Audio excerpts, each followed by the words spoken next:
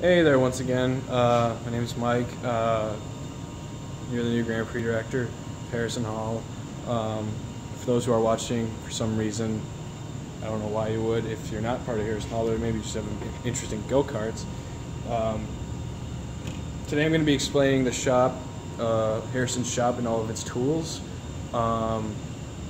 It's 9:30 at night right now, and it's been a long day. If college stuff, still got homework. So let's get this done. Right here, we have an old TV that doesn't work. I don't know why I still have it. It's gonna be your problem. This is a brand new tool set that I explained in one of my previous videos. Brand new. It's got everything except for this. This is actually stuck on something. You can't see it. This. Oh dang, where's the ankle? Oh, there we go. This is actually stuck on something, so I'm trying to get it free. If I can't, it's the equivalent of, where is it? This one, if you can see that. So over here we have our drill press. It's brand new. I bought it this year.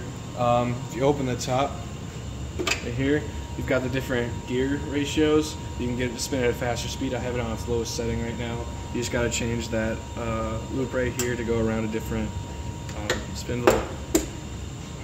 Right here I have, what's this called again?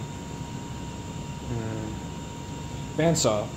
Right here I have a bandsaw, so pretty self-explanatory. Well, I don't have it plugged in, but turn it on, the saw just goes through a hoop. You just unlock this.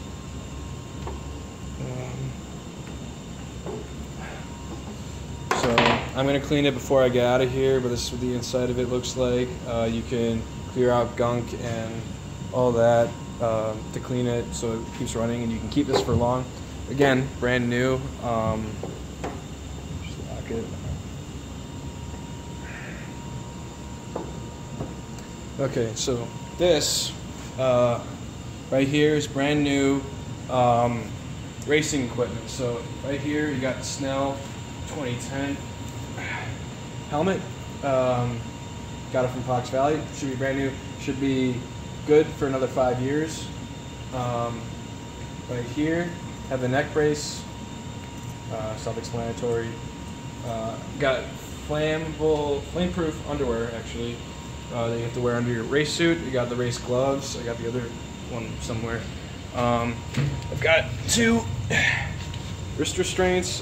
These are so that if your cart goes tipping over and goes rolling, your hands don't go outside the roll cage and you don't break any fingers or anything.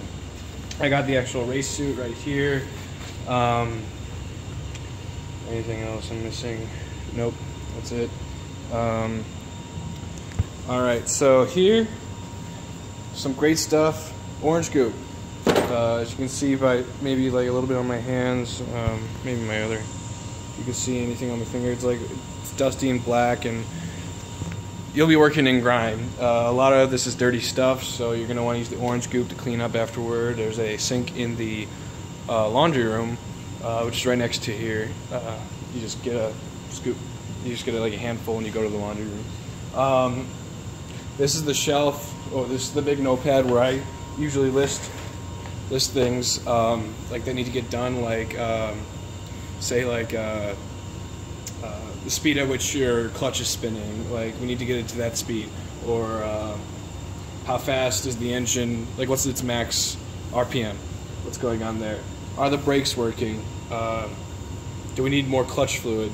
that goes on there. And it's like a bunch of big sticky notes, so you can literally like rip it off and stick it to the wall when you're done. Right here, so this is all the like spare stuff. So we got like spare, spare, I forget what they're called, sprocket, hold, whatever, I don't know. These are valves that go on top of the fuel cans, and I'll show you those in a couple minutes. But basically what they do is they're a one-way streak. They let air in without letting fuel out. This is to aerate the cans, and like so that when the engine's running, there isn't a buildup of negative pressure in the tank. and because if there's buildup of negative pressure in the tank, the engine's going to stop running because it's not going to get any fuel. It's just going to create a vacuum if air can't get in. So have someone with a permit to drive university vehicles, because you're not going to want to walk the go-kart to the inspection area or the racetrack because they're really far away. These are used to clamp the go-kart onto the truck, and because I've walked far with the go-kart and it's not fun.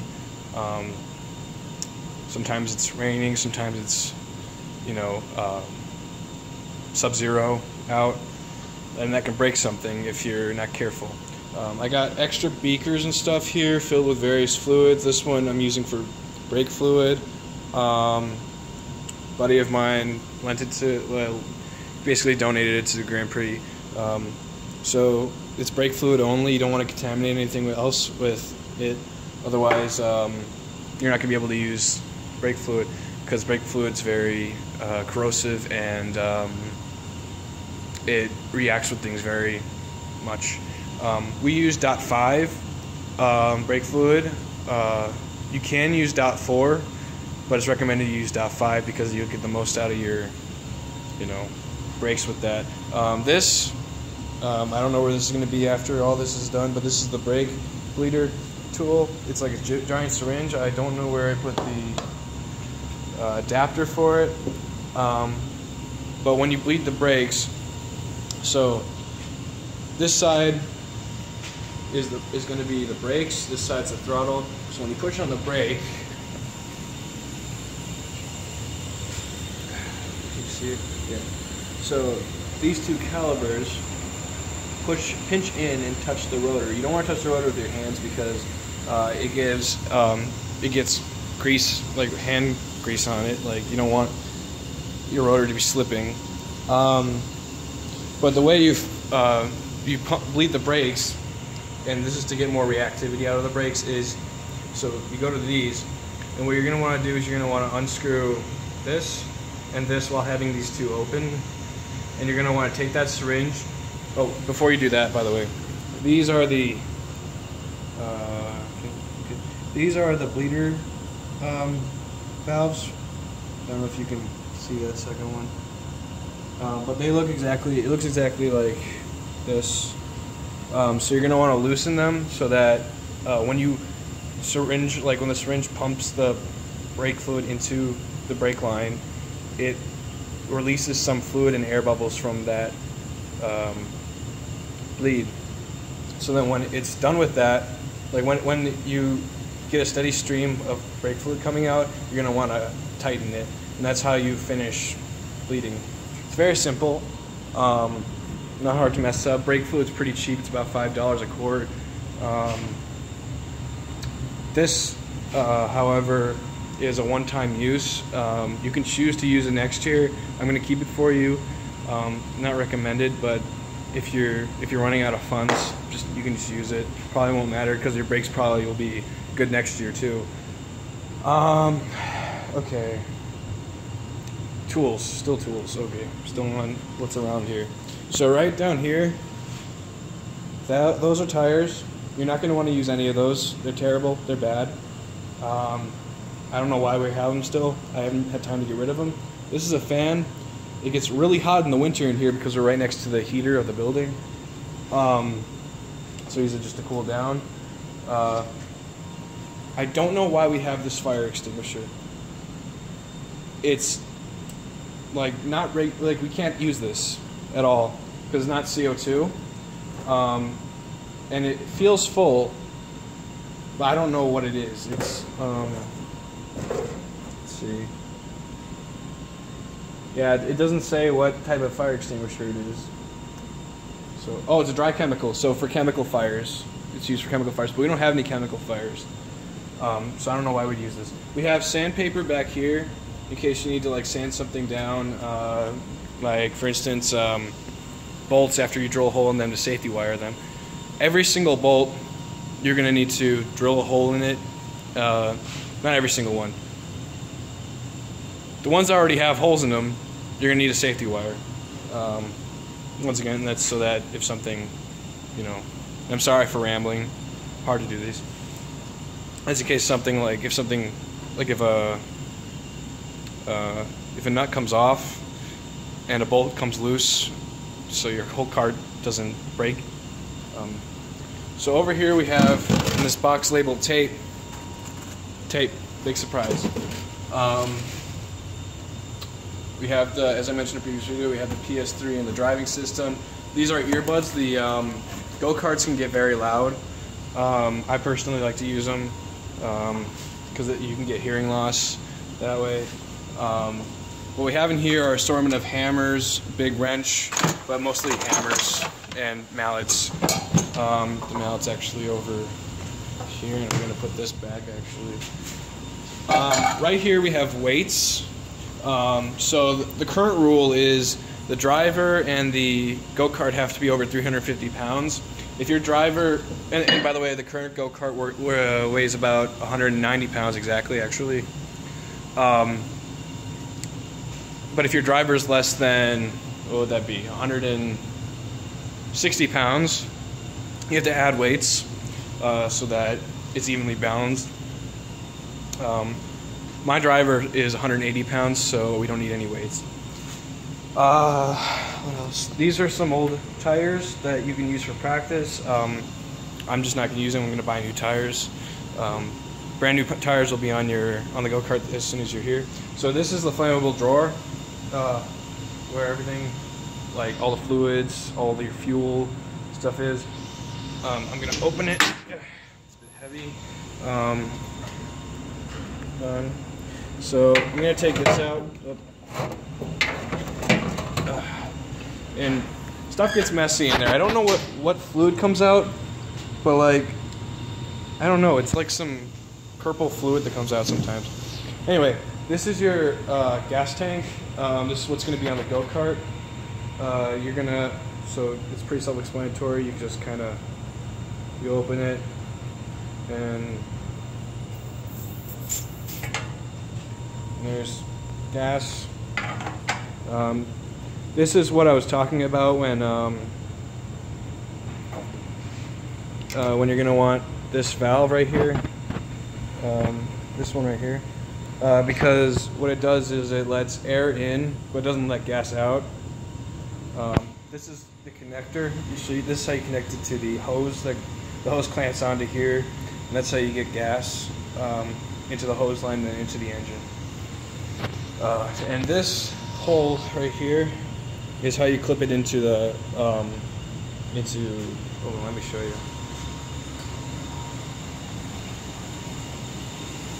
That hole gets lined up with this hole, which is on the go-kart, and then it gets clamped in with this. So then it just kind of goes like that, but there would be a gas tank between that. And then there's the hose right here. It clamps onto there. Let's see. Okay, so, and I'm going to explain all the fluids in another video, by the way. This is the old drill press. Don't use this because it is old and dangerous and broken. When you turn it on, it just goes and like shakes everywhere. So don't do that. This is the cabinet where we keep all of like old junk that we don't really use but can salvage. So like we got, you know, old got an extension cord right here. We got old clutch parts like that we could replace the parts on the clutch with. Old motors, an old starter motor that doesn't work. We got a track box which we can fill with tools and bring to the track because you're not going to want to bring like everything. And you don't want it to be too big. Got extra plates here. Be sure to get, by the way, be sure to get Team 40 because we already have the plates for the numbers 40. We were Team 43 last year and someone took Team 43 this year, so we had to switch it. It's $1.50 for each plate and you need 3 plates. So I mean, it's not a big deal if you don't, but it's just another thing to get if you don't get the right number. We got white paint, which you're going to need to paint all the weights white if you're going to use weights.